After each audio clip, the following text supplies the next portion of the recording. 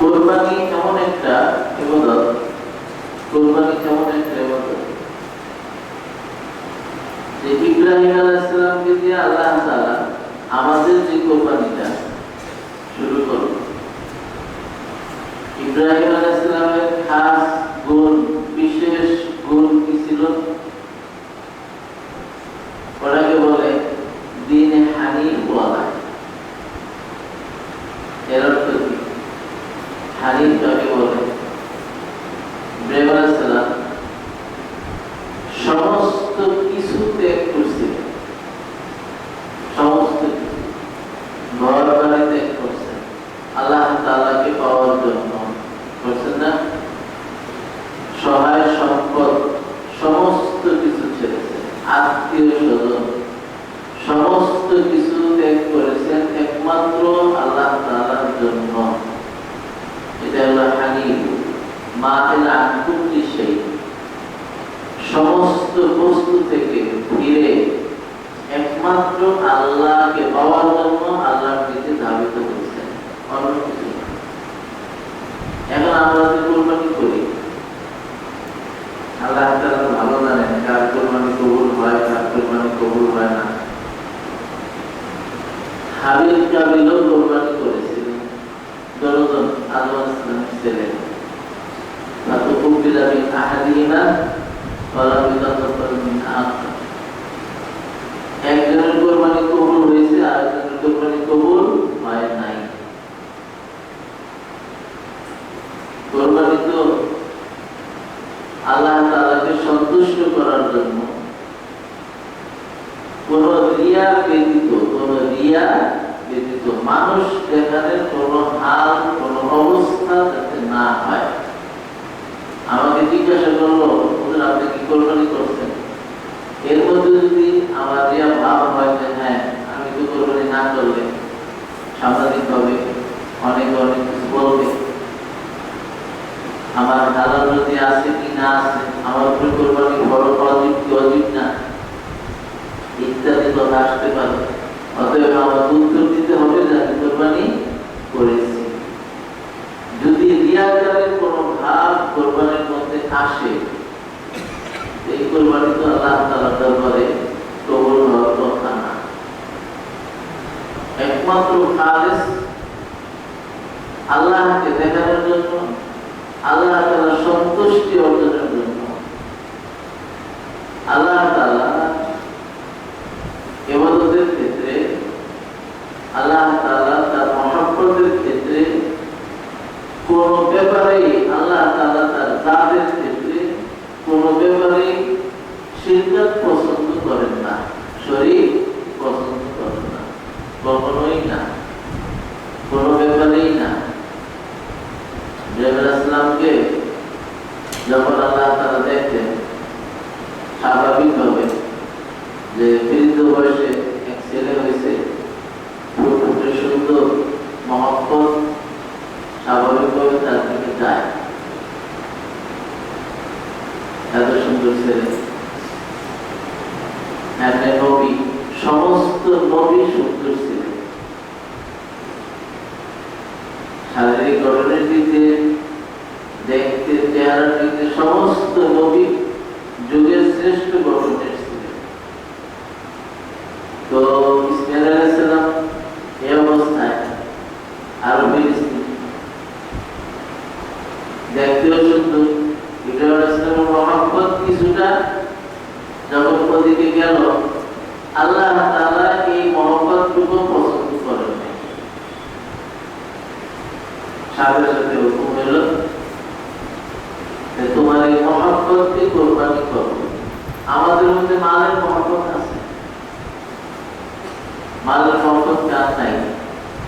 আমাদের মধ্যে মালের মহব্বত আছে, আমাদের মধ্যে সম্মানের মহব্বত আছে, সামাজিক পরিস্থিতি আমরা রক্ষা করতে চাই।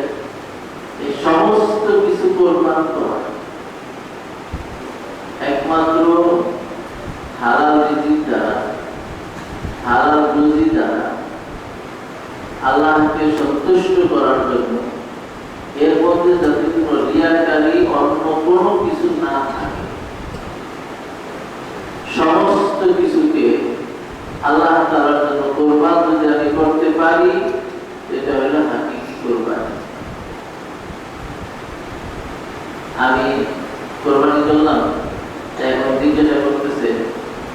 ছাগল দিচ্ছেন না খাসি দিচ্ছেন?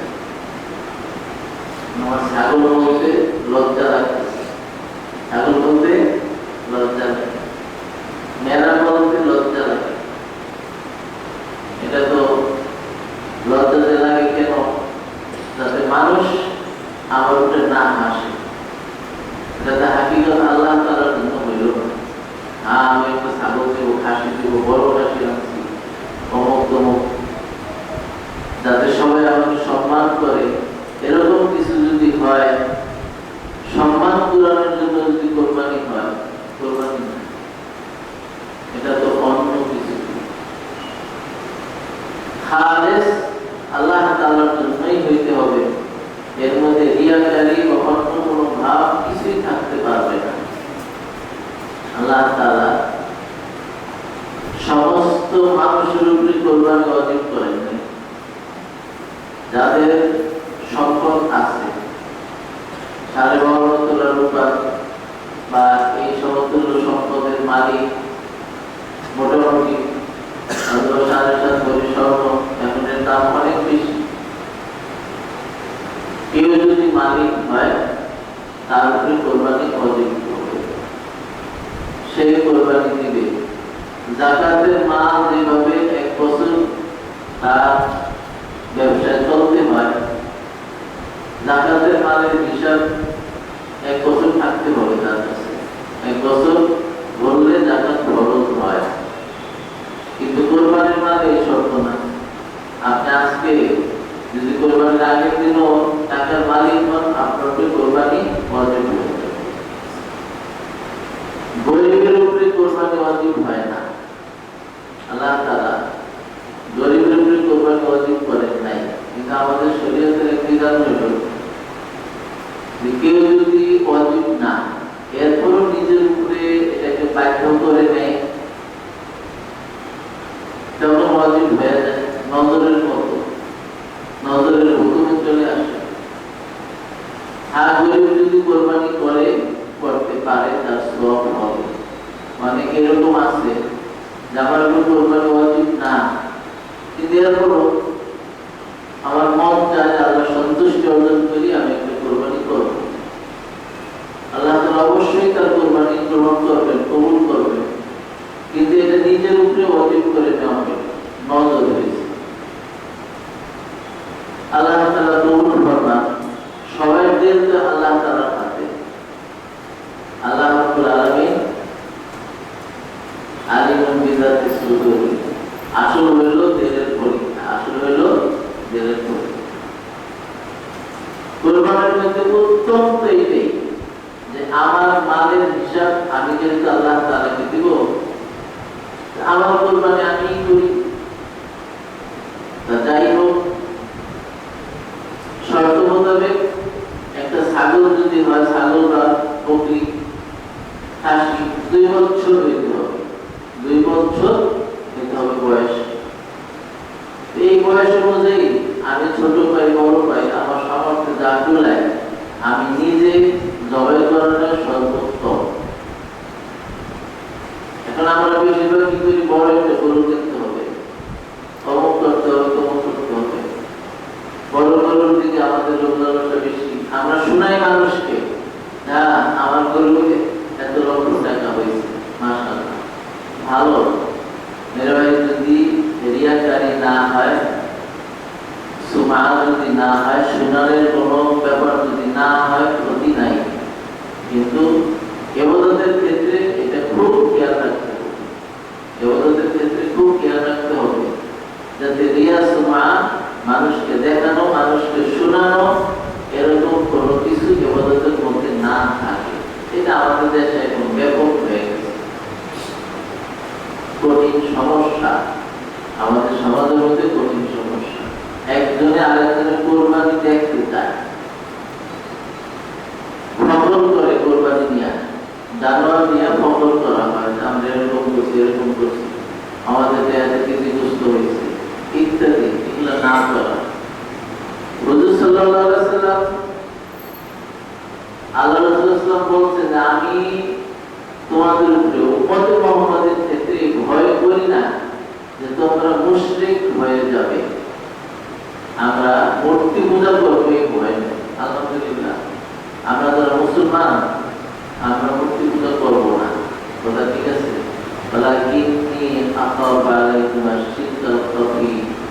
কিন্তু তোমাদের উপরে আমি ভয় করি শিরকি খাবি, গোপন শিরিক। কোন শিরিকের ভয় করি? গোপন শিরিক। গোপন শিরিক কি? রিয়াকার, মানুষকে দেখানোর জন্য কোনো ইবাদত করা বা ইবাদতের মধ্যে মানুষ দেখে এরকম কিছু থাকা। কুরবানি তো কুরবানি, কুরবানি এরকম হওয়া দরকার যে আমার নফসেরও কুরবানি হয়, আমার কি হয়? নফসেরও কুরবানি হয়। 4টা রোগ কাটা একটা কুরবানি সহি হওয়ার জন্য শর্ত, ঠিক আছে না? কুরবানি সহি হওয়ার জন্য 4টা রোগ কাটা শর্ত, 4টা রোগ কাটতেই হবে। এখন এই 4টা রোগের মধ্যে রুহানি হিসাব আছে যে আমার শিরকের রোগ কাটা, আমার নিজের নফসের শিরকের রোগ কাটা, আল্লাহ তাআলার ইবাদতের সাথে যাতে কারো কোনো শরীক না থাকে। ইবাদত খালিস মুতাওয়াজ্জিহান ইলাল্লাহ, সমস্ত ইবাদত এর মধ্যে একটা আহম কুরবানি। কুরবানির শিক্ষা যদি আমরা অর্জন না করি, কুরবানির শিক্ষা অর্জন করলাম না, কুরবানি দিয়ে দিলাম সিলেবাস, কুরবানি দিতে হবে যে সিলেবাসে আসছে, কুরবানি করলাম কিন্তু কুরবানির হাকিকত ভিতরে কিছু আসে নাই, অন্য কিছু আসে। দেখতে হবে আমি কুরবানির দ্বারা কি শিক্ষা পাইলাম। শুধু যে ইব্রাহিম আলাইহিস সালাম উনি ইখলাসের সাথে তার ছেলেকে জবাই করতে গেছেন, এটাও তো ঠিক আছে, বাকি ছেলেরও তো কিছু ভূমিকা ছিল, ছেলেরও তো কিছু ভূমিকা ছিল। ছেলে যখন শুনলেন যে আমাকে জবের হুকুম আসছে, আমাকে জবের হুকুম আসছে, আমরা কি করতাম? আমার জবের হুকুম আসছে। ছেলে কি বলছে? আল্লাহ তাআলা এই সমস্ত কিছু কোরআনে কারিমে উল্লেখ করেছেন। কেন উল্লেখ করেছেন? শুধু পড়ার জন্য না। ছেলে কি বললেন? ইফআল মা তুমার সাতাজিদুনি ইনশাআল্লাহ মিনাস সাবিরিন। হে বাবা, আপনাকে জবাই না, যা কিছু আদেশ করা হয়েছে আপনি তা করুন, আপনি তা করেন, আপনার আদেশ আপনি পালন করেন, আমাকে ধৈর্যশীল পাবেন, আমাকে ধৈর্যশীল পাবেন। আমরা কি আল্লাহর হুকুমের ব্যাপারে এরকম হয়েছি? কুরবানির শিক্ষা কি? কুরবানির আয়াতগুলো কি? আল্লাহ তাআলার হুকুমের ব্যাপারে আমাদেরকে তো এরকম ধৈর্যশীল হইতে হবে। আল্লাহ আপনার যা হুকুম আছে আমি ইসমাইলের মতো সমস্ত হুকুম পালন করব। আল্লাহ তাআলা আমাদের তৌফিক দান করেন। 7 ভাগ আমরা গরুর মধ্যে দেই, মহিষের মধ্যে দেই। এখন তো অনেক এরকম বেড়েছে। ওই দিনে একজনে ফোন করেছে, এই মহিষ কোরবানি দেওয়া যায় হয়নি, মহিষ তো হাদিসে নাই। আপনি যারা মহিষ কোরবানি দেওয়া না যায় বলে তারা গরু কোরবানি দেয় না, আর গরু কোরবানি দেয় না। গরুর হাদিসে তারা পায়নি, উটের হাদিসে তাদের কাছে নেই। যারা এমন হাদিস হাদিস বলে তাদের অর্থ হলো তারা হাদিস জানে না, অল্প কিছু নিয়ে তারা লড়াচড়া করে, বেশি অর্থ হলো তাদের কাছে নাই। এটা হলো আহলে হাদিসের অর্থ। যারা হাদিস কম জানে তারা হলো আহলে হাদিস। একজন ফোন করছে আপনার গুলশান থেকে, 2-3 বছর আগের ঘটনা। তোদের কোরবানি জানার তো কিনছি, এখন নিয়াত করবো কোন সময়, নিয়াত কোন সময় করতে হবে। এমন কেন? এটা তো বুখারীতে আছে। সুতরাং তো বুখারী মুসলিম সবকিছুই পড়ছি, কিন্তু নিয়াত যে কোন সময় করতে হবে এটা তো পাই নাই। একবার মনে আনে না কেন? মানে আনে এই জন্য আপনি বোঝেন নাই যে হাদিসে কি বলছে। হাদিসে স্পষ্ট আছে ইন্নামাল আমালু বিন্নিয়াত, আমলের শুরুতেই নিয়ত, আমলের শুরুতেই নিয়ত। এখন আমি যে সময় গরুটা ক্রয় করলাম, কিনলাম, আমল শুরু হয়ে গেছে না? এই সময় নিয়ত করে দিতে যে আমি এই প্রয়োজনে আমি গরুটা কিনলাম। এমন কিছু আছে এরকম, এটা আমরা ভুল না করি, নিয়ত তো ক্রয়ের সময় করে নিতে হবে। আমরা কি করি, জানোয়ারটাকে বাঁধার পরে জবাইয়ের সময় হবে, সবাই জানোয়ারটাকে ধরছে, কষ্ট পাইতেছে না, এই অবস্থায় নাম পড়া শুরু করে। তারপরে নাম বলে, অমুকের নাম এটা, তার পিতার নাম এটা, অমুকের নাম এটা, তার মাতার নাম এটা, এই পড়া শুরু করে। এটা নাম পড়ার কোন সময় না, এটা নাম পড়ার সময় না। নাম কাকে হয়ে রয়েছে, যারা যারা নিয়ত করে ক্রয় করেছে তাদের নাম লিস্ট আল্লাহ তাআলার কাছে হয়ে রয়েছে নিয়ত অনুযায়ী, ঠিক আছে না? হাদিসে আছে আলিহু যাবিহাতাকুম, তোমাদের জানোয়ার জবাইকে শান্তিদায়ক করো, আরামদায়ক জবাই দাও। মুসলমানদের থেকে ভালো কোনো মানুষ আছে? মুসলমানরা যে প্রাণী জবাই করে তাকেও কষ্ট দেয় না। আপনি বান্দা হয়েছে, ওই জানোয়ারটা কষ্ট পাওয়ার আগে বিসমিল্লাহ আল্লাহু আকবার বলে তাকে জবাই দিয়ে দেন। মাইদা রাখবে 5 মিনিট, আবার আপনি হাতের কাছে দিতে আরো 5 মিনিট ইত্যাদি। এই সময় নষ্ট করে জানোয়ারকে কষ্ট দেওয়া জায়েজ হয় না। আল্লাহ তাআলা আমাদের তৌফিক দান করুন। 7 ভাগ যে গরুর মধ্যে হয়, এখন এই 7 জনের নিয়ত কি একমাত্র আল্লাহ তাআলাকে সন্তুষ্ট করা না? জানোয়ার কিন্তু একটা, জানোয়ার কিন্তু একটা। মনে করেন এক পালতি দুধ, এক পালতি দুধ, এখানে 7 জনের ভাগ আছে, ঠিক আছে না? এখন এই এক পালতির মধ্যে যদি 1 ফোঁটা চলা পড়ে, 1 ফোঁটা চলা পড়ল, বাকি দুধ কি ভালো থাকবে না? যেখানে চলা পড়ছে ওখানে খারাপ হয়েছে, বাকিটা তো ভালো আছে, বাকিটা ভালো নেই। ঠিক এরকম এই 7 জনের মধ্যে একজনের অর্থ যদি ঝামেলা হয়, একজনের টাকায় ঝামেলা আছে, সন্দেহ আছে, ঠিক আছে না? কেউ কিস্তিতে রয়েছে, অথবা কারোর সাথে ব্যাংকের সাথে লেনদেন আছে, অথবা অন্য কোন সূত্রে হারামের কোন অংশ আছে, যাতে না এর ভাই একজনের যদি সন্দেহ থাকে, বাকি সব কিছু রয়ে গেছে। অনেক সব কি সব এক কোরবানি নষ্ট হয়ে যায়, একজনের কোরবানি ঠিক থাকে না, অনেক কঠিন ব্যাপার। এই জন্য ভালো, আমার আব্বাকে দেখতাম সবসময় একা কোরবানি করতেন। একটা ছাগল কিনছে, বাস নিজেরটা নিজে, আমারটা আমার। এখন অজান্তেও হয়তো অনেকে খারাপ মাল মিশিয়ে দিতে পারে, ওইটা ব্যাপার না। অজান্তে কিছু হইলে আলহামদুলিল্লাহ এটা হালাল, কিন্তু আমার সন্দেহের মধ্যে যাওয়ার প্রয়োজন নেই। উত্তম আমারটা আমি করি।